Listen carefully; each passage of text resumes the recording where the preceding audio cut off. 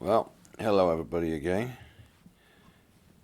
Today I'm going to read to you, this is continuing from last time. Last time I read you from my book, Ezdras Insights, chapter 11, about the eagle, which was prophecy about Rome 500 years before it even happened, and involved a lion. Talk about the Lion of Judah, Jesus personified, talking to this eagle and telling it off, and it was going to be destroyed for all the cruelty it had done on the earth. Well, chapter 12 continues with that theme, and I'll read that. But before I do that, I'm going to read you what it says on the back of this book, on the back page. I think it's quite interesting. And I would encourage as many people as possible to get hold of my Insights books. There are now 7 Insights books. This one is Ezdras Insights. This is the shortest of the Insights books, but it's actually got an incredible amount of information in it. I might rewrite it and put a lot more in it for the second edition, because it's so fantastic what it has in it. I could reveal a lot more. Take time. It is one of the things I'd like to do, make a second edition of this book, Ezdras Insights, put a new cover on it and beef it up a bit. But it's already fantastic with what it's got in Second Ezdras. But anyway, this is what it said on the back cover of Ezdras Insights, which came out in 2018, 4 years ago. It was the second of the Insights books of 7. And the last 2 have come out this year. Yeah. Ezdras Insights contains the Apocrypha book of Second Ezdras, which was in the King James Version of the Bible until 1885. Why was it taken out? Read on, find out why. Ezdras Insights has many Bible verses as cross-references, as well as insightful comments. Second Ezdras talks about the bride of Christ, and also the call of the bride, as in Enoch Insights. My second book, Ezdras Insights, mentions the earth is actually hollow in 5 different chapters. It also mentions the coming Messiah and prophesies very accurately that he would come in 400 years from the time of Ezra, who wrote Second Ezdras. It turned out to be exactly correct. This book also talks about salvation and Zion. It amazingly predicted the rise of the Roman Empire. Now, we read about that last time, we'll read about it today. Over 400 years before it happened. It talks about the Son of God and the coming wrath of God, as well as Babylon the Great, as also mentioned in Revelation 17:18. The 20 appendices are chock full of extra information about hell, portals, man becoming smaller, weaker, not tall and stronger, as modern science teaches, many other interesting topics. This book even proves amazingly that this book even proves the earth is very young, not much more than 6,000 years old. Amazingly, this book also explains what happened to the missing 10 tribes of Israel back in around 700 BCE. We talked about that last time too. That alone is an amazing, credible story. Reviews. Very interesting Apocrypha book that once stood in the Bible, taken away in 1885. It's been a wonderful experience reading an exceptional book, Gene R. Wilson. Not only can you read whole chapters of Second Ezdras, but with each verse the author has made comments to explain the meaning, plus adding many Bible verses confirming it. Simon D. You can tell the passion of such a work by the dedication and the extra work put into it, adding all the comments and Bible verses to make it easy for the readers to stay focused, and at the same time the book keeps to the originality and veracity of the original Apocrypha book of Second Ezdras. Joanna B. Very easy to read and understand with all the comments added. As for many readers, Apocrypha books are often hard to read. John McIntyre. Once you think the book is finished, then comes the appendix with many more explanations and links to follow up, giving you much more than just a book in your hands, but the beginning of a deep search and information to the authenticity of the Second Ezdras book. Or Ezdras. My book's Ezdras Insights, but the original book is Second Ezdras, the Apocrypha book, written about 500 BCE. So without further ado, we're continuing from last time, which was chapter 11 in this book. This is chapter 12. So while the lion was saying these words to the eagle, I looked, and behold, the remaining head disappeared. As an eagle, it had 3 heads. And the 2 wings that had gone over it to it rose, set themselves up to reign. And their reign was brief, full of tumult. And I looked, and behold, they also disappeared. And while the body of the eagle was burned, the earth was exceedingly terrified. I find it very interesting that this eagle had 3 heads, and it's been prophesied there would be 3 antichrists, and there was. There was Napoleon, then there was Adolf Hitler, and the 3rd one is yet to come. And it also stated in this prophecy in 500 BC that the wings would come to rule first and the 3 heads would come last, talking about the Roman Empire. And of course, modern society is really a continuation of the Roman Empire in many ways, because the culture has been imprinted on all the cultures ever since, especially in the West. Verse 2, Then I awoke in great perplexity of mind and great fear, and I said to my spirit, Behold, you have brought this upon me, because you search out the ways of the Most High. Behold, I am still weary in mind and very weak in my spirit, and not even a little strength is left in me, because the great fear with which I have been terrified this night. Well, yes, if you'd been like unto Daniel, seeing these scary monsters, terrifying monsters, future world governments, as both of them saw, then I suppose you would be wearied. Therefore, I will now beseech the Most High, that he may strengthen me to the end. And I said, O sovereign Lord, if I found favor in thy sight, if I have been accounted righteous before thee beyond many others, and if my prayer has indeed come up before thy face, strengthen me, who me thy servant the interpretation, give to me thy servant the interpretation, meaning this terrifying vision, that thou mayest fully comfort my soul, for if thou hast judged me worthy to be shown the end of the times, and the last events of the times. And he said unto me, This is the interpretation of this vision which you have seen. The eagle which you saw coming up from the sea is the 4th kingdom which appeared in vision to your brother Daniel. Look, this confirms the Daniel 7 vision of the 4th beast. It's confirming it right here. But it was not explained to him as I now explain or have explained it to you.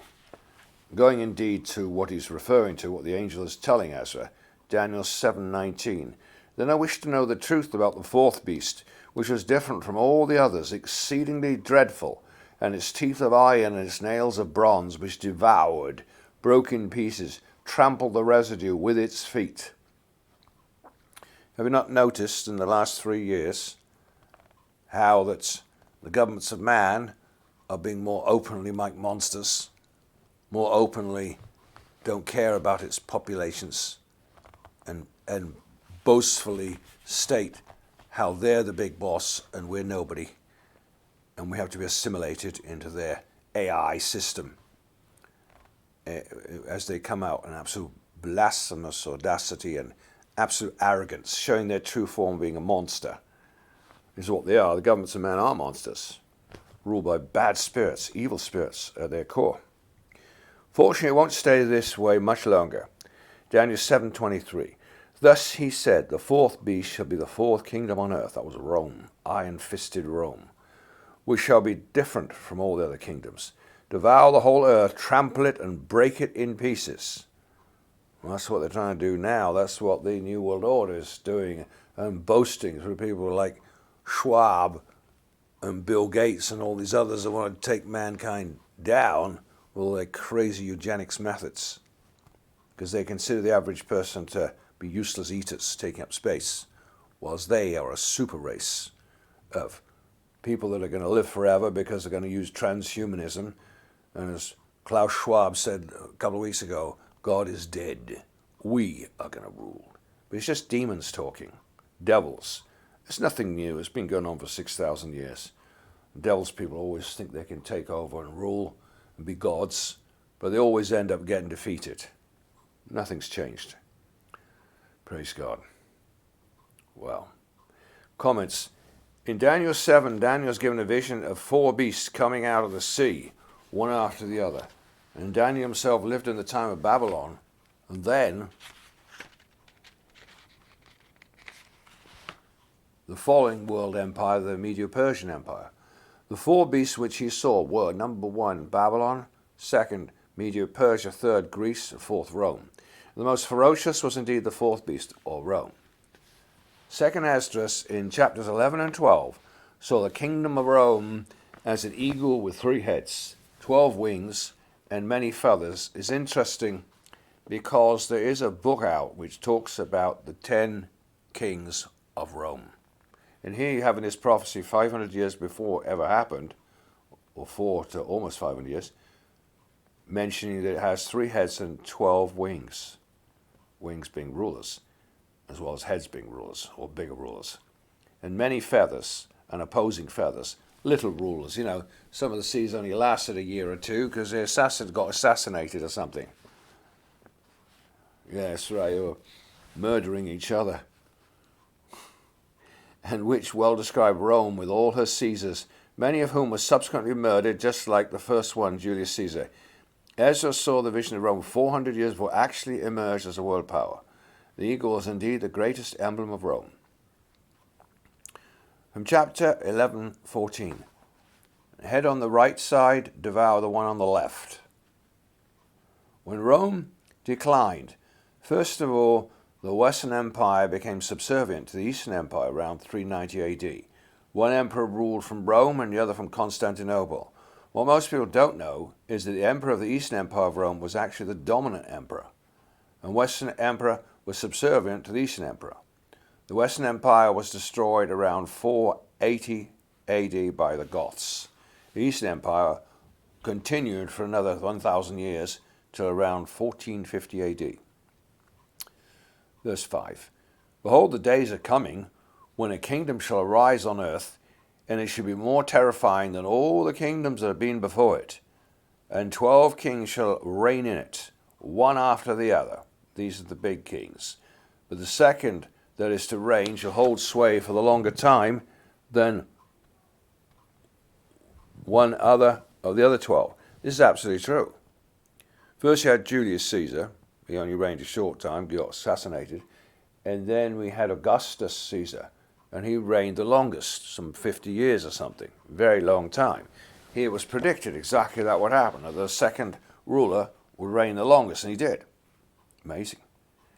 Comment 2. Rome had many Caesars over its 500-year reign, from 500 BCE to 485 AD, and many of them only reigned for a very short time, such as a few months, were subsequently murdered, assassinated. There's an interesting book called The 12 Caesars. Right, just like the 12 wings mentioned as prophecy. Verse 6. Now this is the interpretation of the 12 wings which you saw. As for your hearing a voice that spoke, coming not from the eagle's heads, but from the midst of his body. This is the interpretation. In the midst of the time of that kingdom, great struggle shall arise, and it shall be in danger of falling. Nevertheless, it shall not fall, but shall regain its former power. Comment 3. Rome in its decline eventually split into 2 empires, east and west. Verse 7. As for your seeing the 8 wings clinging to its wings, this is interpretation. 8 kings shall arise in it, whose time shall be short, their years swift, and 2 of them shall perish when the middle of its time draws near. And 4 shall be kept for the time when its end approaches, but 2 shall be kept unto the end. As for your seeing 3 heads of the rest, this is interpretation. In its last days, the Most High will raise up 3 kings, and they shall renew many things in it, and shall rule the earth, and its inhabitants more oppressively than all who were before them. Therefore, they are called the heads of the eagle, for it is they who sum up the wickedness and perform his last actions. I think that was started by the French Revolution and all their horrors, and then culminating in Napoleon for 14 years ruling, and then last century we had Hitler in Germany, and he was ruling for a good 6 years. In fact, the Germans used to say the Third Reich for 1,000 years, but it obviously didn't happen because obviously God interferes with these governments of man who think they're invincible. They're going to last forever. But you notice the oppression of man has got worse and worse and worse, and especially because of modern science, it's gotten much worse, with much worse possibilities to happen in oppressing its peoples. Comment 4. Nostradamus, in his time around 1555, foresaw 3 antichrists. The first was apparently Napoleon. That's my French there. The second was Adolf Hitler. And the third, the Antichrist, predicted in the Bible as not having yet come.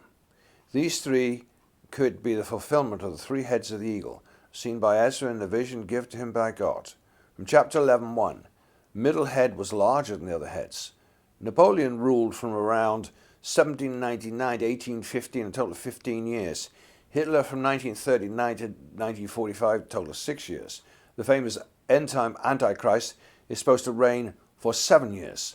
It would appear that, symbolically speaking, Napoleon could have been seen by Ezra to be the larger head, but only because he reigned much longer time period. Just a thought.